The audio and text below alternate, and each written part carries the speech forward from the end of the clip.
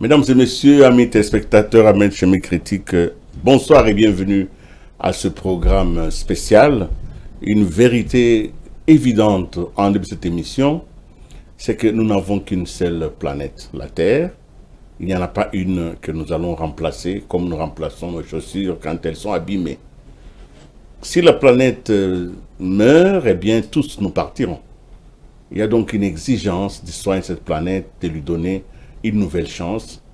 Cette conscience internationale, la conscience de l'homme, de savoir que sa vie avait un impact sur la vie de la planète, a créé la conscience de l'environnement. Et parce que les États se sont mis ensemble pour en discuter et partager leurs expériences, parce que chaque action d'un État a une influence sur l'ensemble de la vie des autres, il est né ainsi ce qu'on appelle la diplomatie environnementale. Nous sommes bel et bien au cœur de cette nouvelle science, nouvelle pratique dans les États. Et aujourd'hui, nous célébrons la journée dédiée dans le monde à l'environnement. Le 5 juin étant cette date-là qui est prévue pour cette célébration. La célébration, c'est toujours le moment de faire le point sur l'avancement de cette question. Comme le Congo n'est jamais loin des questions mondiales, le Congo s'invite aussi dans la question environnementale et pourtant d'autres pays n'ont que faire. Mais nous sommes malheureusement par le destin, par l'histoire, au cœur de cette question et aujourd'hui on nous appelle pays solution. Ça veut dire en réalité que dans la problématique de l'environnement, le Congo a son mot à dire. Donc le Congo doit développer sa diplomatie environnementale. Voilà la question que je me pose. Avons-nous cette diplomatie? Comment est-ce qu'elle s'articule aux questions mondiales? Est-ce que le Congo est conscient que ce qu'il fait ici peut avoir une incidence sur les solutions dans le monde? Ces questions, vous les posez et moi, j'ai le privilège d'avoir aujourd'hui sur mon plateau quelqu'un qui a des réponses, qui va nous permettre de comprendre la question environnementale, mais la diplomatie environnementale. Mesdames et messieurs, vous m'autorisez cette longueur dans l'introduction, mais c'était important parce que je reçois Maître Mati Yave, qui est avocate, mais en même temps, qui se spécialise dans les questions environnementales. Maître Mati Yave, bonsoir. Bonsoir, Monsieur Kalingai. Merci d'être venu encore une fois sur ce plateau. Cette question presque rébarbative éloigne beaucoup de personnes, mais vous avez décidé d'y rester. S'occuper de l'environnement, c'est refuser la facilité. Oui, je pense, mais l'environnement, c'est aussi notre quotidien, en fait. Surtout en tant que, je pense, africain et bantou, parce que dans nos traditions, il y a une grande place qui est apportée aux espaces, aux animaux. Il y a des règles qui sont édictées justement pour qu'on puisse gérer nos différentes ressources. Et je pense qu'au fond, lorsqu'on fait un retour vers nos sources, nos origines, on retrouve cette préoccupation par rapport à la protection de nos écosystèmes et même à la salubrité. D'ailleurs, vous avez si bien dit, parce qu'on dit que le village africains sont propres. Ces villages ne connaissent pas des immondices. Ces villages n'ont pas d'odeur nauséabonde. Tout ceci est venu avec l'industrialisation et la ville. Alors, dites-moi, votre engagement, et c'est vrai que vous n'allez pas nous ramener dans les huttes cabanes, hein, mais nous sommes en ville aujourd'hui. Votre engagement en tant que pratiquement activiste dans l'environnement, avocate, s'articule aujourd'hui autour de quel type de conscience? Il y a plusieurs aspects de mon engagement. Aujourd'hui, je suis au niveau où je pense à conscientiser. J'ai mené quelques actions et quelques activités dans la sensibilisation, à travers différentes organisations, dans les formations aussi, dernièrement avec des magistrats, une autre activité avec les étudiants. Mais ce que je voudrais, c'est produire des ouvrages pour un grand public qui peuvent toucher plus de personnes et véhiculer un message plus scientifique, en fait. Et ça, c'est ce sur quoi je travaille pour le moment. Mais il y a beaucoup d'autres aspects, même certaines activités d'autonomisation de la femme permettent aux femmes de prendre conscience qu'elles ont un apport dans ce secteur.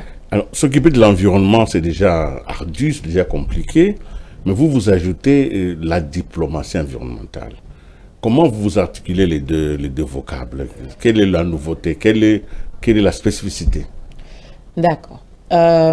Pour connecter les deux, c'est pas vraiment difficile parce que il y a le droit de l'environnement et qui est propre à chaque juridiction, et vous avez le droit international de l'environnement. À partir du moment où vous faites intervenir les normes internationales, il y en a certaines, si pas toutes, qui s'appliquent aux États. Et les États peuvent se retrouver de manière bilatérale, multilatérale, et c'est là qu'on parle de diplomatie. Donc, ça va très vite en diplomatie environnementale parce que les règles de droit international de l'environnement ne sont pas véritablement les mêmes que celles qui gouvernent les rapports des États et des organisations internationales. Vu que les enjeux sont importants et sont transversaux en fait, on a eu de plus en plus l'implication du secteur privé, des multinationales, parce que certaines règles édictées, certains accords touchaient à leurs intérêts. Donc on a un secteur, la diplomatie environnementale, autant que le droit international de l'environnement, où les acteurs sont beaucoup plus nombreux que ceux qu'on a traditionnellement. Exact. Alors, quand nous revenons à notre pays, la RDC, on dit que c'est un pays qui est une puissance écologique. Ça, on le dit, en tout cas écologique mondiale. Alors, comment la diplomatie environnementale peut transformer ce capital écologique de notre pays en véritable puissance d'influence internationale?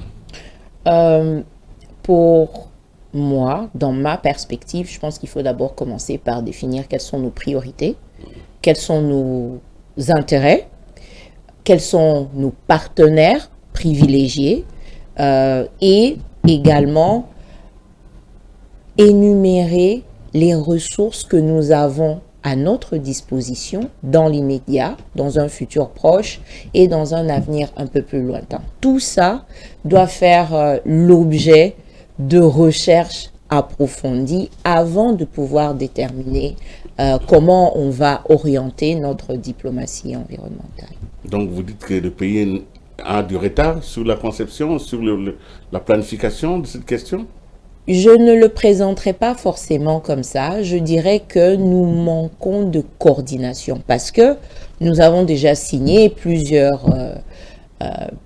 conventions internationales, plusieurs protocoles, mais quelquefois la transposition, la contextualisation chez nous prend du retard, ou elle est calquée, ou encore nous manquons l'unicité dans la prise de position et la prise de décision.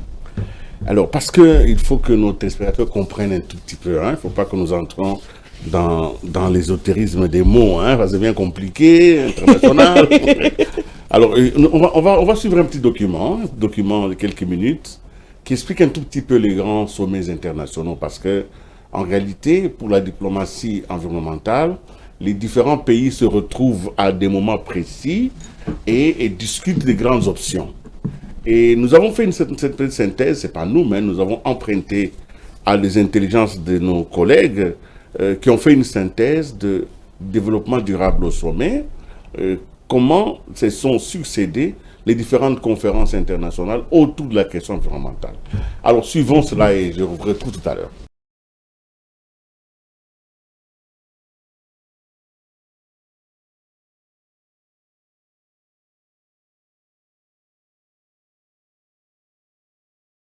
On peut raconter l'histoire contemporaine du développement durable à travers un certain nombre de grandes conférences internationales. La première qui se déroule, c'est à Stockholm, en Suède, en 1972. Un contexte de grande tension internationale, Les pays de l'Est ont refusé de participer à la conférence. Les États-Unis sont accusés pour l'écocide qu'ils sont en train de provoquer au même moment au Vietnam. On y voit une opposition assez forte entre les pays du Nord et les pays du Sud, les pays du tiers-monde, comme on les appelle à l'époque. Les pays du Nord, essentiellement les pays de l'OCDE, se sont lancés dans une première génération de politique d'environnement et donc en appellent à ce que désormais la question de l'environnement fasse partie des grandes questions internationales. Les pays du tiers-monde, eux, en appellent à des objectifs prioritaires de développement. On se rappelle d'Indira Gandhi, la première ministre de l'Inde, qui harangue à la tribune l'Assemblée en disant « Nous, ce qu'on voudrait, c'est de la pollution. De la pollution parce que ça voudrait dire qu'on a de l'industrie. Voilà, on aurait du développement. C'est ça notre priorité. » Donc on a un sommet, effectivement, où on constate un fossé très fort, très important, entre l'environnement d'un côté, soutenu par les pays du Nord, donc, et puis le développement de l'autre, soutenu par les pays du Sud.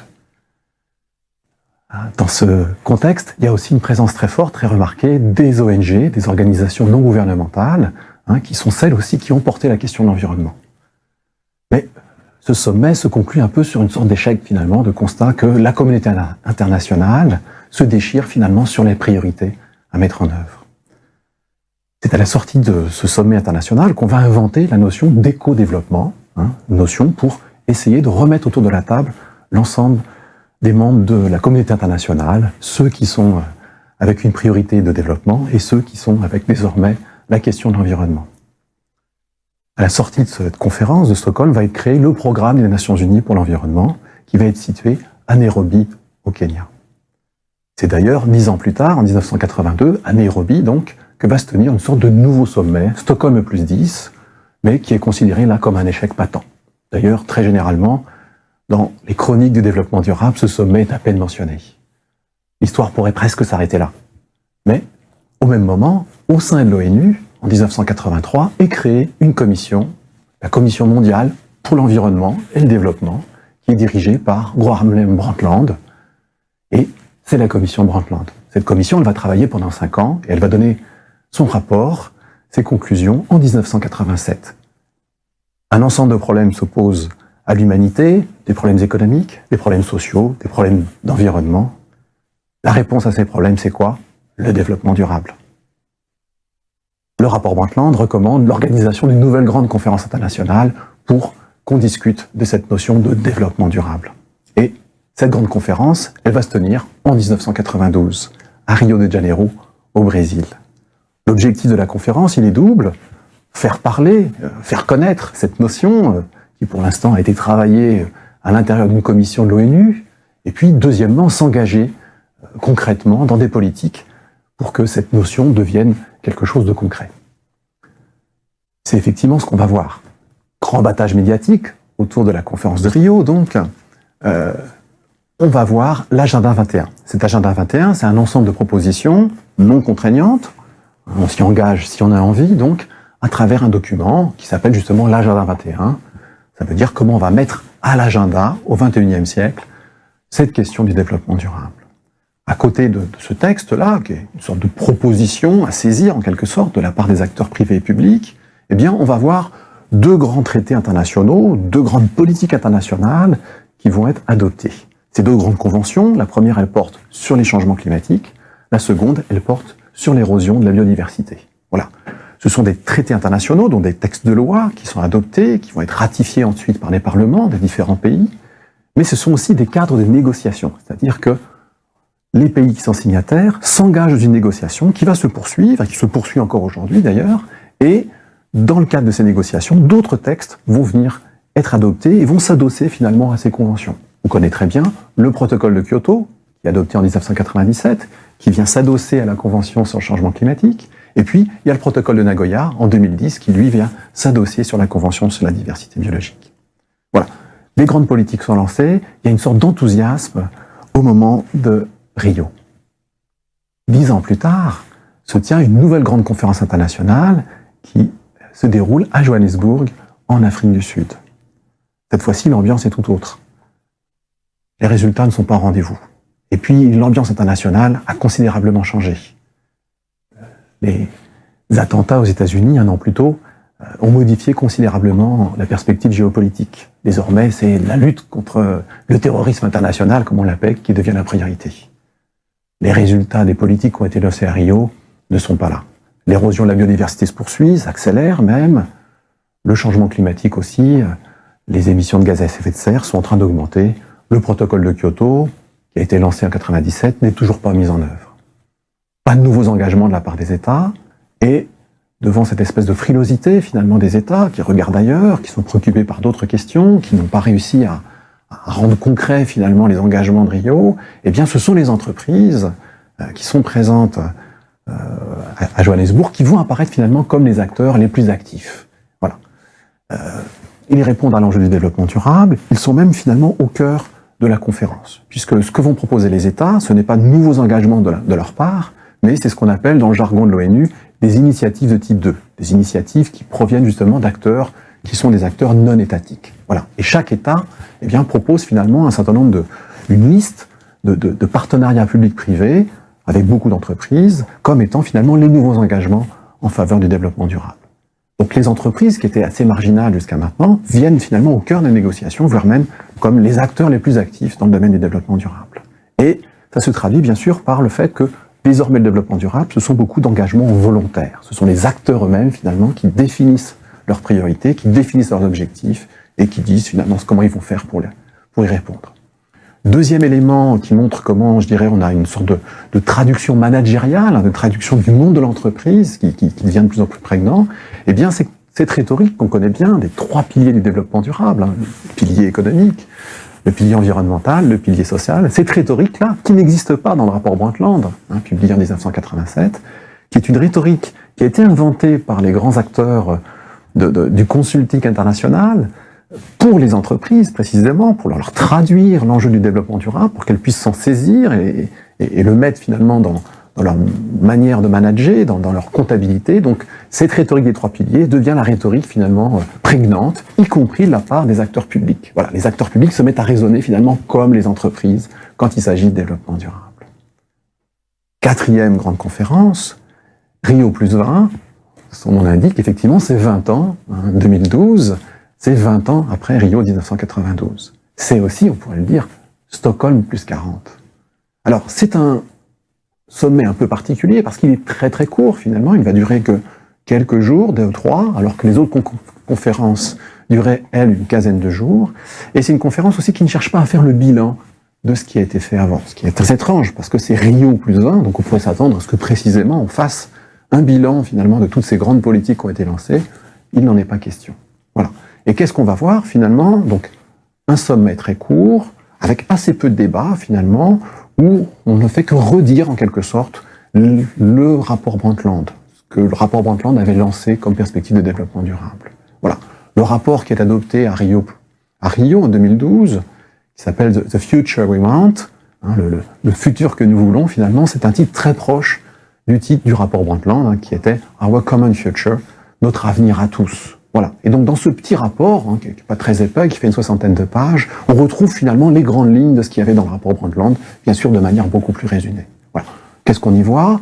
La priorité est la lutte contre la pauvreté, le fait qu'il faut une mobilisation générale finalement de la part de l'ensemble des acteurs publics et privés pour répondre à cet enjeu du développement durable, et des nouveaux engagements qui sont ceux qu'on connaissait jusqu'à maintenant, quoi.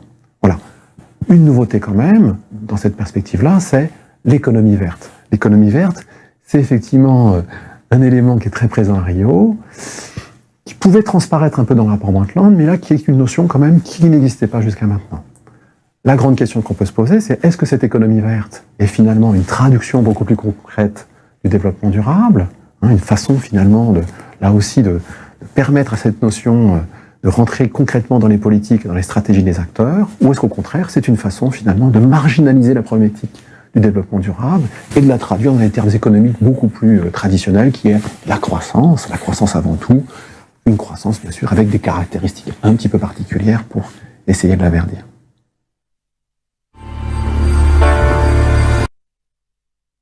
Voilà, nous avons suivi à peu près comment, de 72 jusqu'à aujourd'hui, comment l'humanité, dans sa phase management, dans sa phase de leadership, a essayé d'aborder les questions de l'environnement. Alors, je voudrais quand même qu'on vienne dans le pays, hein. C'est le pays qui m'intéresse beaucoup. C'est vrai que diplomatie environnementale, mais alors il y a trois concepts sur lesquels je voudrais que vous puissiez réagir par rapport au Congo. Nous sommes bien et bien, comme pays solution, nous sommes confrontés à ce qu'on appelle la justice climatique. Nous ne polluons pas, mais c'est vrai, il y a une pollution. Mais les grands pollueurs sont connus. C'est évidemment les grands pays industriels, comme d'ailleurs vous avez même suivi Indira Gandhi qui l'avait demandé, nous voulons la pollution parce qu'elle amène l'industrie. Alors, comment le Congo entend articuler sa propre politique pour avoir accès à cette justice climatique qui voudrait que ce soit les pollueurs qui payent? Est-ce que le Congo est capable d'accéder à cette table de discussion, impose son point de vue? Alors, c'est une question complexe parce qu'il y a plusieurs principes qui interviennent, des principes, des piliers du droit international de l'environnement et de la diplomatie. Il y a, bien entendu, celui que tout le monde connaît dans notre pays, on le maîtrise très bien, le principe du pollueur-payeur, oui, mais également celui de la différenciation des responsabilités.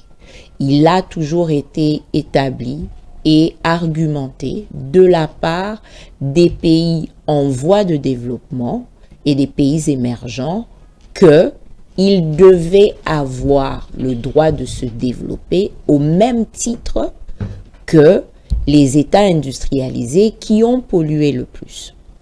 Le principe voudrait que pour préserver justement, on parle de justice climatique, on parle de changement climatique, mais ce qui est à la base même de ces perturbations climatiques, c'est l'émission de gaz à effet de serre qui provient de l'industrialisation, de la surconsommation également. Alors, lorsqu'on se retrouve dans ce contexte, vous avez des pays qui vous disent, écoutez, oui, c'est vrai, c'est bien, mais nous avons le droit à la disposition de nos ressources telles que nous l'entendons. Si vous estimez que on doit moins les utiliser ou les transformer, parce que la transformation aussi émet des gaz à effet de serre, vous devez nous donner une certaine compensation. Bien entendu, les États peuvent se mettre d'accord. Ce qui se passe pour la RDC, c'est que souvent, comme je l'ai évoqué un peu plus tôt, nos priorités ne sont pas définies de manière, comment on dit, de manière, il n'y a pas d'unicité dans la définition des positions, et ça fait que on s'est retrouvé avec ce cas il y a quelques années au pays. On se présente comme pays solution et puis on a un ministère qui décide de mettre en vente des blocs pétroliers qui, sur la carte, allaient jusque... Perturber la zone... Pas perturber, c'est-à-dire que elle se calquait également sur certaines zones qui étaient dites protégées. Lorsque vous avez un État qui émet deux positions contradictoires, vous n'êtes pas crédible. Donc, effectivement, il y a des efforts. Aujourd'hui, on l'a vu, la RDC s'est alliée à l'Indonésie et au Brésil dans la protection des forêts tropicales et ça constitue un bloc très fort pour la prise de position et de décision en termes de climat. Mais après, comment est-ce que nous-mêmes nous l'articulons chez nous? Aujourd'hui, on se retrouve par exemple avec le corridor, le couloir vert. Bon, moi, je suis encore en train de chercher les informations exactes là-dessus, mais qu'est-ce qui a poussé à l'aboutissement de ce projet, disons, à la naissance de ce projet? Vous soulevez une question très très complexe, c'est vrai, mais réfléchissons à haute voix. D'accord. Nous avons des ressources naturelles abondantes. Nous devons les développer, nous devons nous développer. D'accord. Et pour nous développer, il nous faut les transformer. Oui. En même temps, si nous transformons, nous participons à l'orchestre des pollueurs. Nous allons donc devenir des pollueurs. Oui. On nous dit non, comme vous avez des ressources qui sont importantes, que vous avez les poumons dans le monde, vous ne devez pas utiliser ce poumon. Donc si on n'utilise pas nos ressources, on ne se développe pas. Et si on veut se développer, on pollue. D'où la question que je vous pose à vous-même. Comment le Congo peut-il se présenter comme pays solution tout en préservant la souveraineté sur ses ressources naturelles? C'est par la diplomatie. En faisant comment? D'accord. Je pense qu'il y a plusieurs voies et moyens. Et ça dépend de nos priorités. Je reviens sur votre exemple et avant même de revenir là-dessus. Cet été, j'ai été retenue, j'ai souscrit à 3 cours pour justement la diplomatie, pas diplomatie environnementale, mais en rapport avec l'environnement. Cette année, les 3 différents cours, un par une université des États-Unis, un autre par une université finlandaise en collaboration avec le programme des Nations Unies pour l'environnement et une autre au niveau de Zurich, les 3 parlaient des minerais critiques. Donc, on se retrouve, je ne sais pas si le gouvernement a envoyé des gens, si les universités congolaises ont envoyé, il y a des gens qui ont décidé de s'intéresser à ces questions et qui y sont allés. Mais si c'est le cas, pourquoi il n'y a pas de plateforme? Parce qu'en fait, on a un gros problème. D'abord au niveau de la recherche. Premier problème, pourquoi, comme avant d'arriver à une piste de solution. Au niveau de la recherche, qu'est-ce qui est important pour nous? Qui travaille sur ces questions? Dans 5 ans, 10, 15, 25, 50, 100 ans, la République démocratique du Congo, avec certaines ressources naturelles finies et non finies, comment est-ce qu'on prévoit de se déployer? Ok. Une fois que ces recherches sont faites, d'accord, qui sont les partenaires qui peuvent avancer avec nous? Qui sont ceux qui gagneraient le plus à ceux qu'on n'avance pas? Quelles sont les voies et moyens pour que soit nous ramenions ceux qui ne sont pas de notre côté vers nous ou pour que nous les battions à leur propre jeu? C'est tout ce genre. En fait, c'est de la stratégie qu'il faut faire qu'on n'a pas. Que vous n'identifiez pas. Oui, que nous n'identifions pas en tant que Congolais. Pourquoi? Bon, ce ne sera pas à moi de répondre parce que ce n'est pas moi qui ai l'impérium. Bon, la gestion de l'État.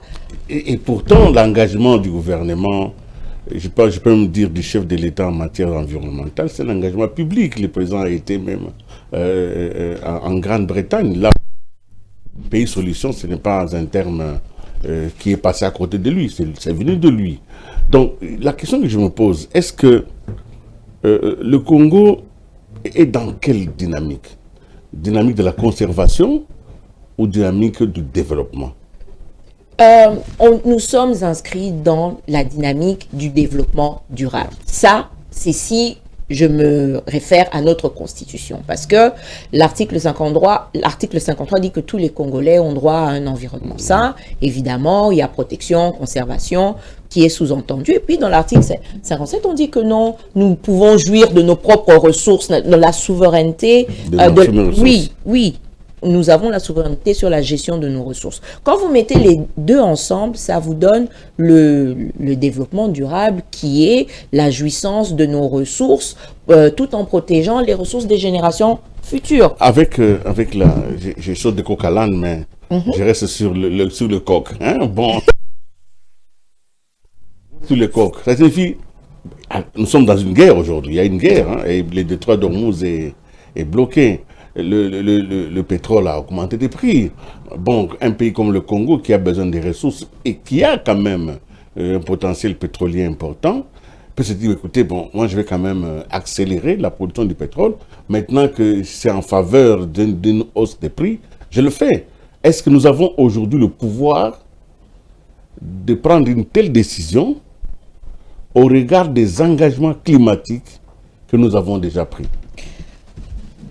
Je pense que on a le pouvoir, disons la possibilité de prendre cette décision. Mais est-ce qu'on en a les moyens? En fait, c'est ça. Est-ce qu'on s'est préparé? Ça ne se décrète pas. Vous avez cité le président de la République qui a... Mais après les déclarations, on est passé à l'acte On quand et comment. on a un ministère de l'Environnement, on a des conseillers, on a des réunions, mais on est raide en fait, plus 4. On a un problème. Oui. On a un problème parce que il y a certaines décisions qui se prennent dans les agences, il y a certaines décisions qui se prennent dans les ministères, il y a certaines décisions qui se prennent au niveau de la société civile, il y a certaines décisions qui sont poussées par les missions diplomatiques. À quel moment est-ce qu'on se retrouve et on dit « Ok, nous sommes la République démocratique du Congo, voici la vision environnementale de l'État ». Ils ont un plan, mais je suis désolée, une grande partie de notre plan, c'est en réponse par rapport aux urgences mondiales. Nous ne sommes pas au niveau de faire les choses par rapport. Avec toutes nos ressources, nous avons la possibilité de diriger, d'être un leader, non seulement en diplomatie environnementale, mais même dans la gestion des ressources, au niveau sous-régional, au niveau continental, au niveau mondial. Mais est-ce qu'on se prépare pour ça? Est-ce qu'on travaille là-dessus? Et qu'est-ce qu'on a mis en place pour pousser? Ça reste discutable. Et c'est en fait l'une de mes préoccupations principales. Évidemment, vous avez fait une étude, vous êtes en train d'étudier la question de ce que moi je peux appeler de la cohérence de la politique nationale en matière d'environnement. Alors, cette cohérence, elle viendrait de quelles actions? Par exemple, oui. c'est juste un exemple comme ça. Moi, je pense qu'il faudrait qu'il y ait une commission ministérielle permanente qui traite des questions environnementales. L'environnement, c'est transversal. Vous avez des aspects environnementaux au niveau de l'agriculture. Moi, je prends souvent l'exemple de la République sud-africaine qui, il y a quelques années, ont décidé qu'ils seraient une puissance agricole en termes d'OGM. C'est leur optique. Et ils disaient, à une certaine période, à une certaine date, il faut que nous soyons en mesure de nourrir l'Afrique avec nos produits. Bon, vous voyez déjà. Donc, en agriculture, vous avez ça. Le tourisme, l'écotourisme, il y a des possibilités écotouristiques dans ce pays qui sont énormes. Est-ce que ce secteur est valorisé? Est-ce que le ministère de l'Environnement et le ministère du Tourisme travaillent ensemble? Vous avez le ministère de la Culture.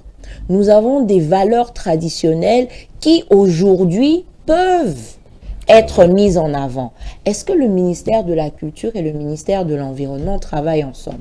Nous avons des piliers à développer au niveau de nos partenaires bilatéraux, multilatéraux, au niveau des différentes COP. Parce que les COP, ce n'est pas que la COP qu'on connaît sur le climat, vous en avez sur la biodiversité, la migration, les oiseaux migrateurs, tout plein, il y a tout plein de COP. Est-ce qu'on développe au niveau des commissions ministérielles, on développe cette entente, ce dialogue? Je suppose, évidemment, parce que le ministère des Finances gère l'argent qui vient du CAFI, qu'ils sont en contact. Mais est-ce qu'il y a des projets ensemble par rapport à cela? Ça touche, j'ai parlé des finances, j'ai parlé de l'agriculture, j'ai parlé du tourisme, j'ai parlé de la culture. Vous avez au niveau même des droits humains. Est-ce qu'on peut voir comment faire valoir les droits de nos communautés? Souvent, on parle des peuples autochtones. Mais la vérité, c'est qu'en Afrique, nous avons eu la migration des Bantous qui font que les Bantous se sont déplacés, installés et qu'ils sont considérés comme population, communauté locale, population locale.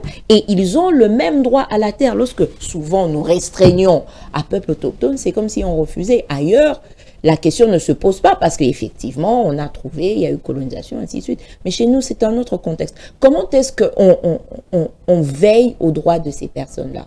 Et puis, bon, il y a encore plein d'autres secteurs. Mais autre chose que je voudrais ajouter, c'est qu'on se retrouve dans une situation, par exemple, il y a quelques années, l'Angola, une compagnie angolaise dont les effluves sont arrivés jusqu'au niveau du Kasaï, je pense Rivière Chikapa et une autre. Mais ça, c'est un casus basique de dommages transfrontaliers où on devait voir la diplomatie congolaise agir. Jusqu'à aujourd'hui, bon, je crois qu'il y a eu quelques missions, je crois qu'il y a eu compensation. Il n'y a pas eu de compensation. Oui, peut-être entre États, mais nous ne sommes pas officiellement informés. Voilà, vous êtes de la société civile, mais vous devez vous approcher vite du strict de l'État. Je ne dirai pas ce que je sais là-dessus. Vous devez vous en approcher. Alors, il est vrai que dans le domaine de l'environnement, je reviens, j'ai déjà cité le terme, est-ce que la compensation financière dont on a entendu parler, je me rappelle qu'à l'époque du président Jacques Chirac, on parlait de la taxe mondiale sur l'environnement. Mais la compensation financière signifie, vous préservez votre écosystème, nous compensons. Est-ce que ceci est-il déjà arrivé dans ce pays? Y a-t-il déjà eu un seul dollar, un seul franc congolais payé à quelqu'un ici en matière de compensation financière due au climat? Y a-t-il déjà eu, avez-vous déjà entendu quelqu'un, un groupe ou l'État même recevoir un sou venu de la compensation financière internationale? Dernièrement, je pense que c'est la dernière COP, on a annoncé un montant qui se chiffrait en milliards de dollars qui serait attribué aux pays en voie de développement pour leur permettre de préserver, conserver, c'est selon leurs ressources. Et il y a une membre de la société civile nigériane, je pense, je ne me souviens plus très bien de son origine, qui a dit que c'était pas suffisant. Et il y a des gens qui disent, oui, mais autant d'argent, comment c'est pas suffisant? Mais on doit chiffrer. Aujourd'hui, même avec la notion de service écosystémique, vous vous rendez compte que, par exemple, le fleuve Congo, même si ça n'a pas été chiffré, si on doit estimer écosystémiquement ce qu'il vaut, on est à peut-être des trillions. Et qui va donner ça? Les mêmes qui veulent rester les maîtres du monde. Il faut trouver des mécanismes. Il y a eu un qui marche plus ou moins bien selon les juridictions, le crédit carbone. Et effectivement, ici au Congo, il y a des gens qui sont payés pour le crédit. Non, il y a des gens qui sont payés déjà. Oui, il y a des gens qui reçoivent. Oui, effectivement. Bon. Donc ils ont rempli les conditions qui sont données pour pouvoir y accéder. Oui, il y a des marchés pour ça. Donc, il y en a qui ont eu accès à ces marchés un peu plus tôt. Aujourd'hui, le marché aussi, et il y a une autorité de régulation, justement, du marché carbone ici. Donc, oui, ça continue à se faire. Donc, il y a quand même des choses qui se font. Comme ça, je n'ai jamais dit que ça. Mais également, les États, par les différents dons, accompagnements qu'ils reçoivent, on peut estimer que c'est pour booster un peu la préservation ou la conservation de l'environnement. Une autre question, mais maintenant j'arrive à l'âne, j'étais resté sur le compte. Maître Mathiave, le Congo est-il en retard sur la question de l'environnement?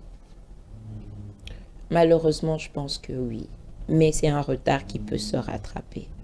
Et c'est là qu'on doit mettre toutes nos forces, nos intelligences en commun pour voir comment faire pour rattraper ce retard et redevenir les premiers. Parce que nous sommes appelés à être premiers. Si on est en retard sur des urgences, c'est qu'on va vers des catastrophes. On est déjà dans la catastrophe. Lorsque vous voyez des universités étrangères inviter des gens à travers le monde pour leur donner des cours sur les minerais critiques et que vous avez ces minerais critiques, mais que vous allez faire un deal juste avec un seul État, je pense que nous sommes en retard. Vous avez touché du doigt ma question, une autre question principale. Le Congo prend des engagements, et d'ailleurs l'engagement le plus important, c'est l'engagement stratégique avec les États-Unis, au regard des questions environnementales. Parce que cet engagement avec les Américains, c'est sur les minéraux critiques, sur les minéraux stratégiques, notamment pour aussi exploitation et sécurité. Au regard des exigences et des responsabilités d'un État comme le nôtre, quand vous regardez sous l'œil environnemental, comment vous appréciez ces deals avec les Américains? Je n'irai pas dans les détails, mais je vais apporter une petite lumière. On parle du deal, là tout de suite, mais les Américains ont aussi beaucoup financé dans la préservation des forêts du bassin du Congo. Et ça, bon, on peut le leur imputer à justice, je pense. Et ça peut un peu contrebalancer. Ils sont impliqués dans beaucoup d'initiatives en termes de conservation. Et je pense que c'est à nous, lorsque nous allons conclure un deal, de savoir sur quelle base on le fait et quel est l'impact que cela pourra avoir sur l'environnement. C'est un sujet très... Vous ne répondez pas à ma très question. épineux. Il est très épineux. Vous ne répondez pas à ma question, Parce maître. que la réponse n'est pas directe. Oui, mais c'est quelque chose contournez, qui se- prenez votre... Mais il faudrait qu'on ait quand même le mot à un moment donné, se dit, bon, c'est un deal qui est très bien, mais sur le plan environnemental, il est à 3 ou à 4 ou à 0 ou à 1, ou ça va avec l'environnement. Qu'est-ce que nous faisons? Parce qu'on est dans la phase d'exécution, on peut aussi modifier. Mais c'est ce que je dis. Alors je voudrais vraiment que vous... Non, je ne peux pas, parce que le deal, c'est juste une partie de la diplomatie que nous avons avec les États-Unis. Les États-Unis sont engagés ou ont été engagés très souvent par le biais de l'USAID qui aujourd'hui n'existe plus. Ils ont été engagés dans la santé, les questions sanitaires en République démocratique du Congo. Ils ont été engagés dans les questions environnementales en République démocratique du Congo. Ils sont engagés dans les questions politiques, économiques, militaires en République démocratique du Congo. Si vous ne mentionnez qu'un deal et que vous essayez de tirer l'aspect environnemental, qui n'est pas le focus principal de ce deal-là, ben je pense qu'on fausse la perspective. Donc si je vous comprends bien, et sans me tromper, oui, les Américains sont présents dans le pays, ils ont agi par ailleurs sur beaucoup de questions environnementales. Ne les retenez par ailleurs si sous ce deal-là, l'environnement n'est pas ressorti. Non, ce n'est pas ce que je dis.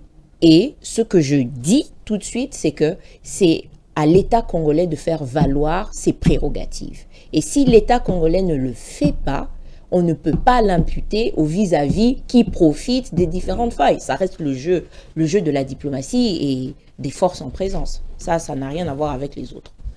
Aujourd'hui, c'est la journée mondiale, effectivement, de l'environnement. Nous vivons dans quel environnement aujourd'hui au Congo? Insalubre à Kinshasa. Vous avez suivi cet environnement parce qu'en réalité, et c'est même la question, on a tendance à confondre assainissement et environnement. Quand on parle de l'environnement, les gens parlent de l'assainissement. C'est deux thèmes comme différents. Oui, généralement, quand je dis que je travaille dans le secteur de l'environnement, du droit de l'environnement, on me parle des arbres, on me parle des déchets et de l'assainissement, voilà, oui, de la saleté et tout ça. Exactement. Alors que l'environnement, c'est beaucoup plus que ça. Le climat, c'est dans l'environnement. L'agriculture biologique, c'est aussi dans l'environnement parce que vous préservez les espèces. Voilà. Mais chez nous, la question, pour moi, c'est l'impunité d'abord et la conscientisation des populations qui pose problème ici chez nous. Les gens, il n'y a presque pas d'ordre dans la ville. Il y a le chaos. On ne sait pas où on va jeter. Moi, à une époque, je promenais mon chien. Il y avait des endroits où ils avaient mis des sachets. Bon, déjà que ça, comme option, c'est discutable. Mais je pouvais faire tout le long de Tchatchi. À l'époque, il y avait, mais vous n'alliez plus rien trouver. Maintenant, les déjections de mon chien, je vais les mettre où?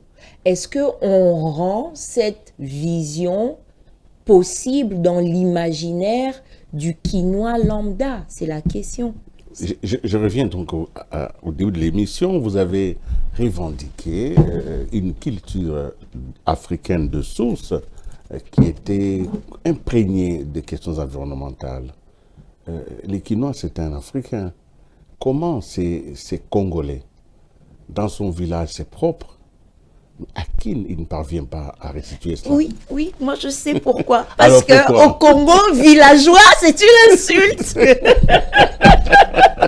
On a perdu le sens de nos valeurs traditionnelles. On a l'impression que retourner au village, c'est un peu faire, C'est faire marche faire un arrière. bon, oui, un bond en arrière. Donc vraiment, Alors, comment restituer ces valeurs traditionnelles en tout cas, des villages sont propres. Personne ne peut dire qu'il a vu ça. C'est propre, c'est partout. C'est pauvre, oui, parce qu'ils n'ont pas de ressources, parce qu'ils n'ont pas accès à des infrastructures. Mais c'est assaini, c'est propre. Voilà. Comment faire pour que ces traditions reviennent dans une ville comme Kinshasa? il faut de la conscientisation. D'abord, pour moi, c'est une question d'ordre sanitaire. Quand vous vivez dans la saleté, vous tombez malade plus souvent. Après, c'est une question d'éducation. Il faut commencer dès le bas âge. Je pense aussi que c'est une question spirituelle. Parce qu'une fois, il y a quelqu'un qui m'a fait remarquer que les esprits mauvais se développaient. Dans la santé. Alors, le président vient en colère, il fait un coup de poing, il appelle le service national pour venir, en tout cas, agir sur la ville de Kinshasa. Cette solution peut-elle réussir?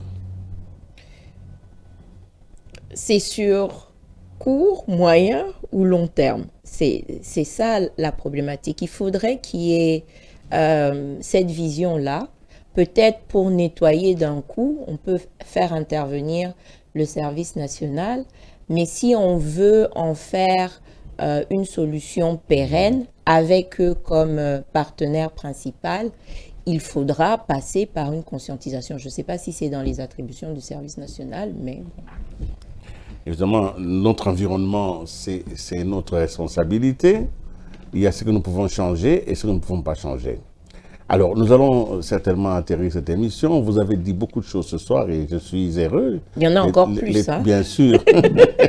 Je ne peux que vous réinviter. Mais ici, s'il s'agit de parler vraiment de manière ferme, vous êtes diplomatiquement engagé parce que vous ne voulez pas dire tout.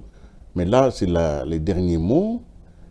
Vous devez vous adresser aux autorités pour que nous prenions les bonnes décisions pour que demain, le Congo, comme vous l'avez dit, retrouve son leadership en matière d'environnement. C'est cela qui est attendu de vous ce soir, c'est de dire ce que nous devons faire. Peut-être pas tout, mais de nous encourager à reprendre. Si nous devenons premiers, alors certaines choses comme la saleté, comme un environnement sale, nous pouvons nous en débarrasser. Alors vous allez vous adresser aux autorités, vous leur direz quoi et à la population? Aux autorités, je demande d'abord de rechercher la compétence. Nous sommes dans un monde, dans un pays où tout est politisé. À un moment donné, il faudrait quand même que les choses se fassent de manière, je vais dire, technocratique dans certains secteurs et qu'on prépare justement, qu'on fasse de la recherche, qu'on se donne les moyens de prendre des décisions qui sont avisées,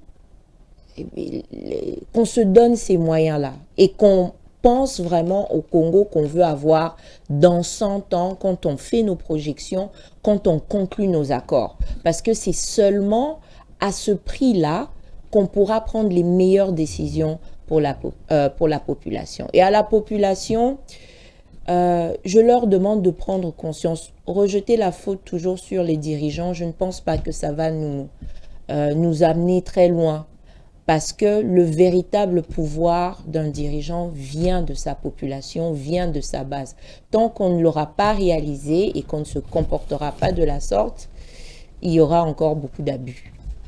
Merci beaucoup, Maître Matiaf, d'avoir été à Chemin Critique. Nous avons atterri sur le rivage de l'environnement assaini, de la conscience, mais surtout aussi d'un leadership qui se baserait sur la recherche et la compétence.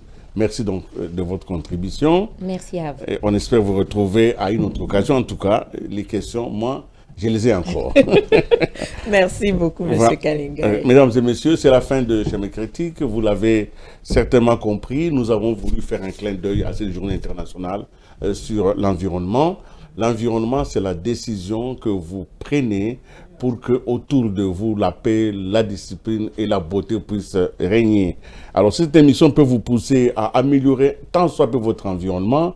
Commencez par gérer vos déchets ménagers à la maison. Commencez par respecter les codes de la route, mais commencez surtout aussi par respecter le prochain. Mesdames et messieurs, merci et à la prochaine.